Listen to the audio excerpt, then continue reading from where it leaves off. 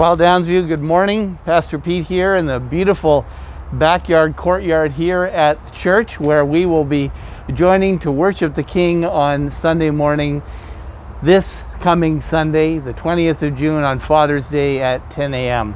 And I'm wearing what we're not going to need to wear. We are not going to need any masks outside. We have the blessed opportunity and the privilege that our government has given us that as long as we meet outdoors with 6 feet of distance between one another, that social distance or physical distancing that we've come to understand in these past year and a half is a safe distance apart, then that's it. And this whole courtyard is the area that we will spend the summer worshiping the Lord. The reason that we decided to do that as your leaders is that there's no restrictions on the numbers that way.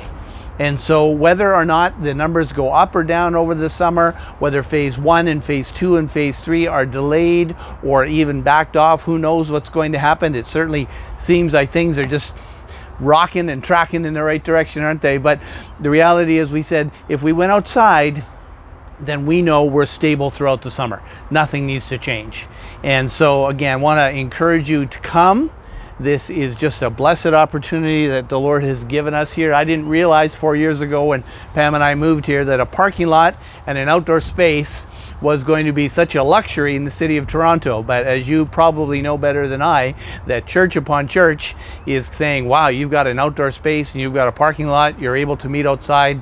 What an incredible, unique blessing in our city it is. And so 10 o'clock each Sunday morning we'll be here. Now, the one thing we will do is keep track of attendance. So we don't have to use the reservation system anymore, but Florence, who's been so faithful in helping us to check people in, she's just going to keep a record of folks who are here in case of the terrible reality that someone does need to be contact traced. If someone does test positive and we want to be able to be in touch with people, we'll have that record of people who are here, and so we'll be able to do that. But that's it. That's all you have to do is show up. We'll have the Lord's Supper here this Sunday morning, Lord willing. We will, again, just bring your lawn chairs, and you may want to have a hat or a bottle of water or something like that. You don't have to dress up particularly formally. We're in the backyard outdoors. You don't have to take a casual attitude towards worship, of course, but you certainly can dress casual if you'd like to do that. We're really looking forward to the blessed opportunity. The first time since Easter, I guess it was the Sunday after Easter, we had our annual meeting, and we did have people downstairs and upstairs. Some people have asked, what do we do if it rains? Well, obviously we'll go inside. But because of the restrictions that have already been come down that allow us to have 15% indoors, we can use the upstairs, and we can, you remember, use the downstairs fellowship hall. We can kind of, I use the word broadcast advisedly, but broadcast from Facebook Live upstairs on the screen downstairs. And again, appreciate Renillo changing out the projector so that the quality down there is good enough that we're able to worship that way as well. But our hope is, and our prayer is, that this area will be useful to us the entire summer.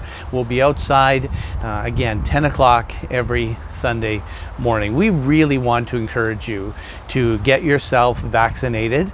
I've been able to get both of mine. My wife, obviously, is a frontline worker, has both of hers. Grant and Bev were telling us that they've had both of theirs already. The way we used to wear our masks to love our neighbor, not just for ourselves. Christians don't say, what about me? What about me? It's all about me. No. Christians say, what about others, right? Consider others better than yourself. And so the way we think of others better than ourselves by wearing our masks, now to consider others better than ourselves is to get ourselves vaccinated. And so I want to encourage you to do that. We are in a hotspot in Toronto, which allows us to have lots of clinics, lots of availability. You can make an appointment, or you can just go and stand in line for a little while at any number of locations around our city. And we just want to see this thing beat and put behind us. And by all indications, the vaccine is the way that has happened and is going to continue to happen. I saw in the news today that we've got 30 million people now in Canada who have actually been at least one shot vaccinated, and about 14% of the country's actually got their second vaccination. So we still got a ways to go there, but encourage you to do that. And of course, if you're not feeling well, I mean, I don't even know if we need to say that anymore, but if you're not feeling well, if in any condition, whether it's COVID related or otherwise, obviously stay home. And we're looking to live stream the service just like I'm doing now. It's a little tricky outside, but we think we'll be able to get that done, and Lord willing, have it up on our YouTube channel later in the afternoon if the morning service, for some reason, it doesn't seem to work out live. Nevertheless, I have so missed a regular Sunday morning refreshing routine of getting up and knowing that we're going to meet with the people of God, meet with the God of the people. That's who He is, isn't He? And that we'll have this opportunity this coming Sunday morning to see so many of you again. I sure hope you'll come. Again, considering others better than yourself, you by your presence will be an encouragement to the church family. And on Sunday morning, we're going to be celebrating Father's Day and giving thanks to God for the dads and the granddads and the great-granddads and father figures around us. And one of the things that we're going to do is pick up where we left off 2 weeks ago, which was dealing with the reality of the brokenness in so many relationships, father to son, mother to daughter, but also in particular within the context of Christian marriage. And one of the passages that we'll touch on is from the 5th chapter of Matthew's Gospel. Let me read this portion of it to you. This is, of course, in verse 21, chapter 5 of Matthew's Gospel, where the Lord Jesus is preaching what's come known as the Sermon on the Mount. This is, of course, Jesus giving the dictates, as you will, or if you will, for those who are living in the kingdom, for citizens of the kingdom. This is citizens' behavior. This is not how you become a Christian. This is, since we're a Christian, how do we live to honor the one who's made us Christians, which is the Lord Jesus. And He says to us in a new and a fresh approach here when He says, "You've heard that it was said of old, you shall not murder, and whoever murders shall be liable to judgment." That's certainly true. That's what they were told. That's what they were taught. That's what the Old Covenant scriptures tell us. But as Jesus is laying out the prescription for the New Covenant and how people who are living in the kingdom under the New Covenant, He says, "But I say," to others said, "But I say," here's Jesus' authority coming out, "But I say to you that everyone who is angry with his brother will be liable, and whoever insults his brother will be liable to the council, and whoever says 'you fool' will be liable to the hell of fire."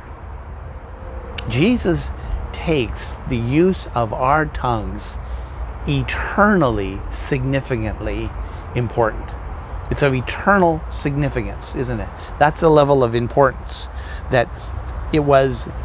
Here's what murder of a person physically, of course, is horrible. But the use of our tongues to cut someone down, as it were, to strike someone, to slander, to insult, to call them down as a fool, Jesus says this has eternal significance.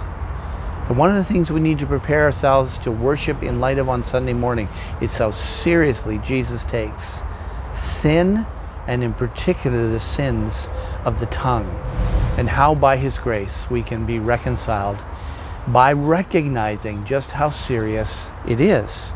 He says in verse 23, "So if you are offering your gift at the altar, and there you remember that your brother has something against you, leave your gift there before the altar and go. First, be reconciled to your brother." This is the issue of reconciliation. "Come to terms quickly with your accuser," verse 25 says, "while you are going with him to court, lest your accuser hand you over to the judge, and the judge to the guard, and be put in prison." And so Jesus is saying, listen, the reconciliation between brothers and sisters in particular, again, that's who He's speaking to amongst the disciples of God, is something that is so serious that Jesus says, you be quick. You don't let this thing simmer and stir, and because it's uncomfortable and it's weird and I don't really want to talk about it and I would rather just let it go and maybe they'll just forget about it. All things that you and I have all done when it comes to difficult issues, especially where we have sinned with our tongues, because we know how uncomfortable it's going to be to try to figure that out with our tongues. But brothers and sisters, as we come together on Father's Day, it's probably going to do so with some conviction as to how we have used our tongues to speak words, not of life, but of death, of ugly insults, of anger and arrogance. We certainly heard plenty about that during our crazy COVID days, haven't we? And I'm not sure we're done with them. But that's where we as a church need to be different. And as we at Downsview Baptist Church seek to worship the Lord who has spoken the universe into existence, he said, "Let it be," and it was. Jesus tells us that these tongues that he's given us are to be used, well, they're to be used to impart words of life and encouragement and grace. And so I want to encourage you to give some thought to Matthew chapter 5, even the passage in Matthew 18, which we'll look at specifically, and be in prayer for the relationships within our churches, and in particular to the marriage relationships in our churches, which, as I say, 2 weeks ago we had the wonderful testimony of God's grace through Grant and Bev's marriage of 60 plus years. And we're just going to pick up on where we left off on that theme this Sunday morning. So again, this is our incredible blessing in this back courtyard that we have. Please come join us this Sunday morning and every Sunday morning at 10 o'clock. Cheers.